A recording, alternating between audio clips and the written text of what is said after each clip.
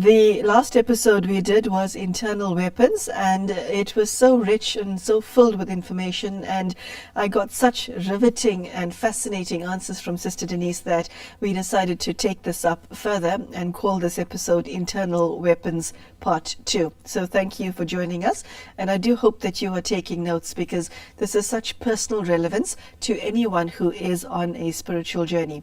Sister Denise, thank you for staying with us for 2 episodes.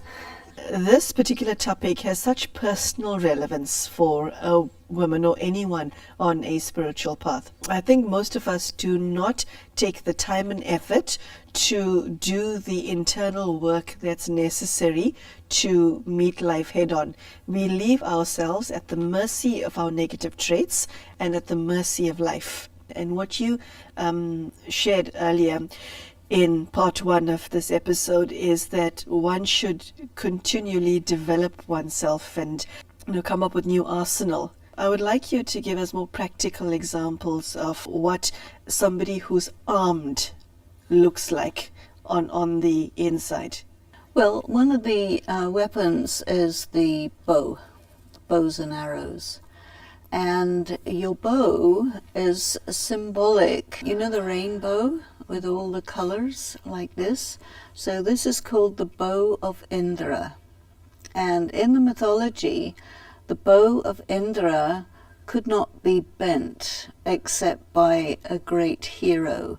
And the great hero is the one who doesn't have ego. Your bow is, the ego. So you have to bend your ego. You have to have humility. That humility is an incredible weapon. And when you may be attacked by any situation or people or whatever it happens to be, you have to be able to send back an arrow. Now, an arrow is not an arrow designed to kill somebody, but it is a point. It is a statement. If you have great humility and your words really strike the heart of another person, it totally can defuse a situation which is otherwise very difficult because you're under attack. Sister Denise, you have almost an annoying way of making all of this sound so easy. I do know that you've been doing this for decades, so what I'm seeing and what the viewer is seeing is decades of intense spiritual work. You can compare it with martial arts, and the person who is very skilled in their martial art, you see them doing it. It's so easy. It's so beautiful. Mm. And you just think, oh yeah, it looks easy, I could do that. And no, you can't. Because it's very deceptively simple, deceptively easy. And I think the key thing is what happens to you when you start Raj Yoga, the path that I apply in my life. You actually get given at the beginning a kit of weapons. The power of tolerance, the power of discernment, the power of judgment, the power of cooperation, the power to face, like this, many, many powers, the power of silence, the power of transformation. And you say, well, that's easy. Okay, hold on. You're talking about an invisible kit. Yes, it's powers that you learn about, that you hear about, that are described to you, and you have to take possession of them and get skilled in them. You may have some period of time when you're meditating, some period of time when you're studying, and then there's parts of your day where it's the lab, and anything can happen in your relationships, in how you go about your day, which will provoke some or another negative characteristic, or some inner demon will jump out and do its thing. You have to immediately grab whatever is the right weapon from your kit. If you take the wrong weapon, won't work. You have to get the right one, and you have to set it right and shoot it right, and all this very, very fast. If I get angry and there's somebody standing in front of me who has provoked my anger, I don't think, hey, you remember I started to meditate a couple of years ago and decided I want to be a peaceful person? Pause that. Listen, you. Okay? You express your anger. There you are in that situation. It's not that you meditated a couple of years ago. You meditate regularly. This energy will rise in you, which doesn't take long to come out of your eye. But you have to catch it before it gets very far and quieten it down. And that's not the same as suppressing. No. It's quietening it down. You quieten it down, and you take that energy, detoxify it, and use it as as part of your weapon to accomplish whatever you want to accomplish in that situation, which means you don't react, you respond. Your response is a return shot to the one that provoked you. So, you're playing tennis here. Sister Denise, the vast majority of us are not aware that this is me and these are my weaknesses and I'm more powerful than my weaknesses. Almost every one of us secretly enjoy our weaknesses. We do, okay, because we get something out of it. When someone has wronged you, and you lose it with them and you express yourself and that person walks away all contrite, if in that scenario you feel good that you stood up for yourself. If you fear something and then you see the object of your fear and you run like hell, you think, oh God, thank God I'm now safe. You get something out of it. That's why we return to our weaknesses. This is human nature. Now you're offering a solution. I'm not saying your solution is not legitimate. I'm just saying it is hard. It's hard. It's definitely hard. Most people would say it's completely impossible. And I think what we're saying is it's possible. It's hard if you don't do it the right way. But if you do it the right way, with patience, with persistence, you become very skilled. I mean, it really is a matter of acquiring the skill of learning the art and science of transforming these negative things, these big monsters into little mice, into something which has control over you, into something that you use for your own purposes. I think in spirituality we give a lot of importance to relationship, because what we want is to be in harmony.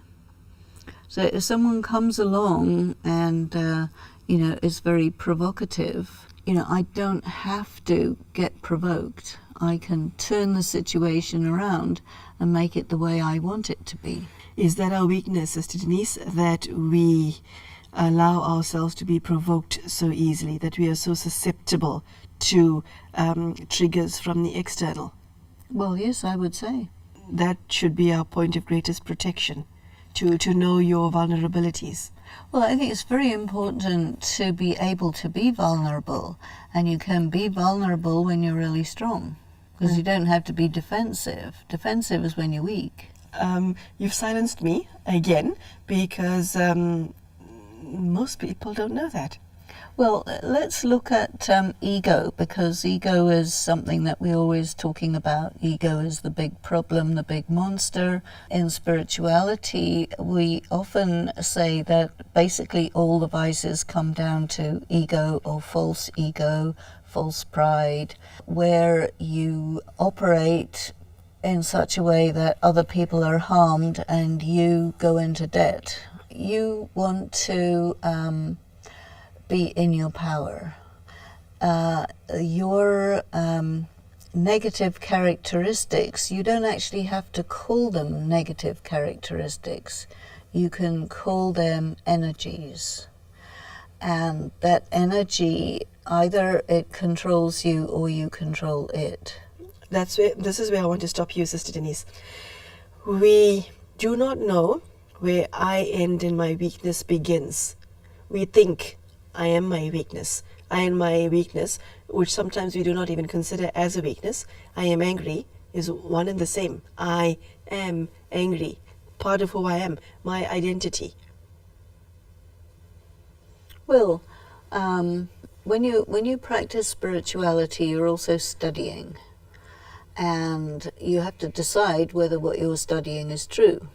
So, if you study that, my identity is I'm a pure, peaceful, powerful, loveful, blissful being of light, and the dark side of that is greed, anger, lust, attachment, ego, whatever, negative characteristics. Do you want to go along with this description of what you are? Because if you say, well, I'm a peaceful, disturbed soul, or I'm a arrogant, humble being, you've got something which is a disconnect here. So you say, you have to choose. I choose to be what I really am, and I choose not to be what I'm not, because the anger, the lust, the attachment, all the things that put the person into debt when you act on them, all the things that take away your self-honor and self-dignity, all the things that cause harm to everybody else and ultimately yourself. These things are your things that you want to neutralize, right? And you neutralize them by altering the way those energies are operating. And the way those energies are operating is on the, you can say, force of darkness. So you connect yourself with the force of light. You take those dark things and make them light. You can take anger and turn it into determination. See, when it's anger, you're out of control. When it's determination, you're the master, and you can direct that energy exactly where you want it to go, how far you want it to go, and it doesn't have to harm someone. The thing about when something is a demon is it controls you. A person who has an arsenal of internal weapons must be extremely well equipped. It's like carrying a whole lot of swords and knives with you internally all the time, with the intention of not harming yourself and not harming others. Isn't that a weird way to live? Well, there is this concept of spiritual warrior, and in the world we have people who develop themselves as warriors. You have the samurai, who is going to use his skill to cause the aggressive people to be removed and protect the people who need to be protected. And you have your military specialist, your Navy SEAL, something like this, who has to be very, very fit and very competent in the use of the latest, greatest weapons. And sometimes I will take a look at the weaponry that people use in the military, and you can, you have night vision sights, you can shoot accurately to 2 kilometers away. You have to have a whole variety of sort of offensive and defensive weapons that are applied in all kinds of different situations. And even you have one that will take yourself out if you get in an impossible situation. And I mean, across the years where wars have been going on for several thousand years, and in the process there's always been a group of people who are specialist warriors. And, you know, among your Native American Indians, the bow and arrow and other weapons are there. Not long ago, I was visiting the Maasai in Africa. They have very good, very simple weapons, but extremely good, balanced wooden objects, which they will use as a weapon, clubs and all of this. And as long as you're really, really skilled in your weapon and you understand the terrain and the enemy and whatever, you function as a good warrior. And a spiritual warrior is one who takes on the possibility of taking out the force of darkness, the force of evil, you know, and another way that it can get at you is in the mind. Whoa, you scaring me now. What does that mean? Well, that's the thing. You can get some very scary, sort of shadowy things that come along to make you crazy, and you have to have weapons for that too. You have to be so able to be still and stable and not deceived by, you know, woo-woo type of things that happen in the mind. Or you could be attacked by, you know, a heavy wave of depression, have to be able to pull yourself out of that. There's all kinds of things that can happen on the inside, or things that can happen in the world around you. And the spiritual warrior experiences all these different sorts of things that can happen to anyone, and you learn to hone your skills by handling it, managing it, because you're being tested by life all the time. You might even be tested by God, you see, because if you want to be a spiritual warrior, if you want to take out the negativity within yourself at every level and really be pure, clean, a person of absolute integrity, with absolutely no malice, no jealousy, absolutely humble, you know, a perfect person. You know, this is possible. And of course it takes a great deal of attention, care, study and practice to achieve that. But at any level that you do it, you're going to be better than you were before. And we're interested in the future. And what we're interested in is a future where people are naturally harmonious, where people are not afraid of each other, where death is not something that you get threatened with, where you can just manage everything so well that you are that you live in the kind of future that we would like to live in. But to get there, you have to deal with the stuff that's presenting itself now, which is all your dark side. That's what it's about. Sister Denise, when you are facing all of these demons that you so well enunciated, what is it about you? What do you say to yourself to give yourself the impetus to go on, irrespective of how scary the demons are? I would say I know for sure that God is with me at every second. I know for sure that I can make it. Whatever, you know. Because, you know for sure that everything I do is in order to be right with myself. So you move along step by step, you know, little bit at a time, little bit at a time. You start to clock up a lot of experiences. Every so often you have a brush with death. And then you realize you can actually answer the question, am I or am I not afraid of death? And it's good to know whether you are or not. And you never will know unless you've come up against it, you know, right here. And so having had a few brushes with death, I can safely say to myself, I know I'm not afraid of death. So that one's out of the way. And then you go forward one thing after another. I think it is to do with faith and fear. As your biggest enemy is fear. You know, with fear, you can either be a coward, which a lot of people are, or you take a step of courage. There's no alternative. It's either you are a coward, which means that you can't face yourself, or you are courageous, which means you face whatever it is.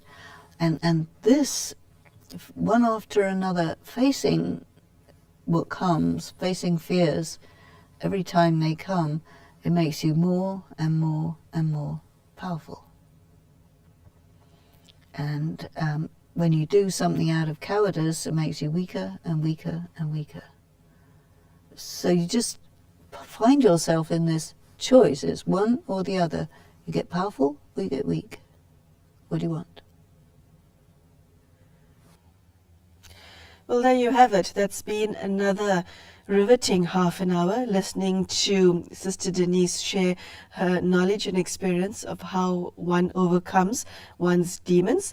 It is very obvious that Sister Denise did not paint a romantic picture of one's journey through this, because it requires a lot of strength, a lot of courage, and day-to-day work on yourself. And I think the message that I received from today's talk is the question that you have to ask yourself is, am I worth it? Do you think that you're worth the effort? And if you do, and when you do, it is then that you will take up arms against your own demons and equip yourself to face life head on. So thank you, Sister Denise, for a very powerful message. And I do wish you everything of the best on your own spiritual journey. And I hope to see you equipped fully with your internal weapons. Take care and goodbye.